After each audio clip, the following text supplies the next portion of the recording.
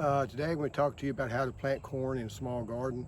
The first mistake most people make when they plant corn in a small garden is they'll take and put 1 or 2 rows down the length of the garden, and they won't pollinate.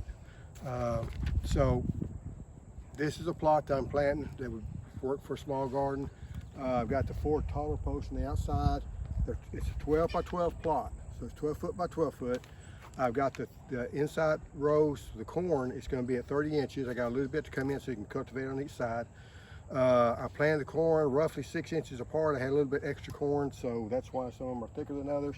But you got 5 rows, and it's in a block. This is the way you want to plant that corn. Now, corn does require a lot of water and requires a lot of nitrogen fertilizer. And on the fertilizing, on this one, I went all organic. I went with a MicroLife, which is a 6:4 ratio. I can't really tell you what the phosphorus and potassium is going to need, because that's going to change in every garden. Most people have enough phosphorus, especially if you're putting down organics, and they probably have enough potassium. But the only real way to know that is to get a soils test. Now, if you're going to, this is based on needing 5 pounds of nitrogen per 1,000 square feet. So if you break that all down, what I applied down here was 12.5 pounds of the MicroLife, which is, focus in on that's how I did it. So I put 12.5 pounds down. I also put down some alfalfa pellets because I had them left over. They got wet, and so I didn't want to feed them to the horse. So I put them out here, so that's going to give a little bit extra fertilizer. Makes me a little nervous. I haven't done it with the organics before, because organics sometimes takes a while to break down. I did put the MicroLife out about a week to 2 weeks ago, so it has had a rain. It has been kind of activated, but we're going to kind of watch that closely. If it really looks like it's stunted or might start getting stunted, I will go ahead and go back with some commercial fertilizer or conventional fertilizer. But I hope to be able to just use organics in this one. This is it's called Tempest sweet corn.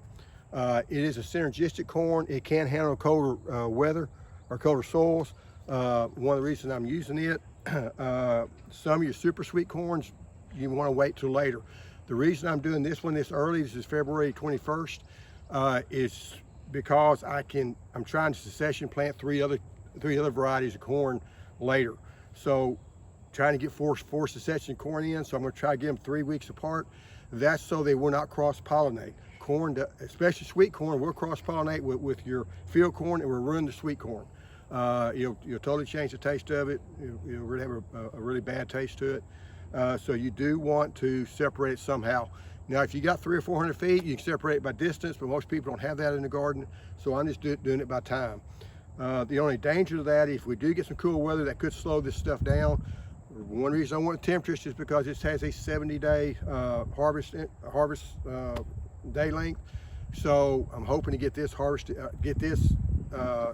out before the other field corn starts tasseling. If you have any questions about it, just comment down below. But this is kind of to give you a visual. This is what it should look like if you're going to do corn in a small area. Don't go with the 1 or 2 long rows. It won't work out very well for you. Anyway, thanks.